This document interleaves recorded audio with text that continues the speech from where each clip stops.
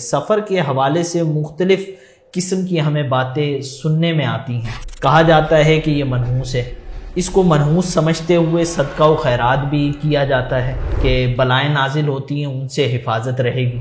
سفر کے بارے میں عوام میں مختلف نظریات پائے جاتے ہیں، اور ان میں زیادہ تر جو نظریات ہیں یہ صراحتاً خلاف اسلام ہیں۔ ان میں سے ایک نظریہ تو یہ ہے کہ ماہ سفر کو منحوس سمجھا جاتا ہے، اور یہ سمجھا جاتا ہے کہ اس مہینے میں سب سے زیادہ آفات اور بلیات نازل ہوتی ہیں۔ تو آپ صلی اللہ علیہ وآلہ وسلم نے ارشاد فرمایا لا عدوى ولا سفر ولا حام، کہ کوئی بیماری اڑ کر نہیں لگتی، سفر کچھ نہیں ہے اور الو کچھ نہیں ہے۔ تو یہ جو نظریہ ہے کہ سفر میں بلائیں آسمان سے اترتی ہیں اور یہ بندوں کو گھیر لیتی ہیں، بندہ آفات و مصیبتوں کا شکار ہو جاتا ہے، یہ زمانہ جاہلیت سے چلتا ہوا رہا تھا۔ اور زمانہ جاہلیت میں لوگ یہ سمجھتے تھے کہ سفر کے مہینے میں اگر کوئی بندہ سفر کرے گا، گھر سے باہر نکلے گا تو وہ آفت کا شکار ہو جائے گا، کوئی اہم کام کرے گا تو آفت کا شکار ہو جائے گا، پھر اسی طرح اس میں بیماریاں اترتی ہیں بطور خاص۔ تو یہ زمانہ جاہلیت کا عقیدہ تھا، نظریہ تھا۔ تو آپ صلی اللہ علیہ وآلہ وسلم نے اس کا صراحتاً رد فرمایا اور فرمایا کہ لا سفر، کہ ماہ سفر کچھ نہیں ہے، اس میں کوئی بلیات نہیں اترتی، کوئی آفتیں وغیرہ نہیں اترتی۔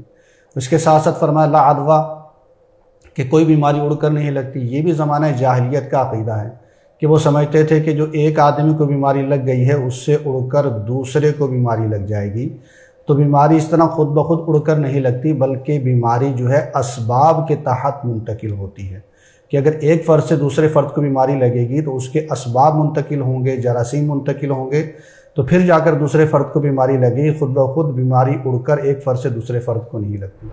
اسی طرح آج کل کے زمانے میں جو تیسری چیز حدیث پاک میں بیان کی گئی کہ ولا حامہ، کہ الو کوئی چیز نہیں ہے۔ تو الو کے بارے میں بہت سارے نظریات پائے جاتے ہیں کہ کسی گھر پر الو بول گیا تو اب اس گھر کے اندر لازمی فوتگی ہوگی، کسی شہر کے اندر کسی آبادی کے اندر الو آ گیا تو وہ آبادی ویران ہو جائے گی، وہ گھر ویران ہو جائے گا، وہ شہر ویران ہو جائے گا۔ تو میرے آقا دو جہاں صلی اللہ تعالیٰ علیہ وآلہ وسلم نے اس عقیدے کی بھی نفی فرمائی کہ الو کچھ نہیں ہے اور اس کے بولنے سے کچھ نہیں ہوتا۔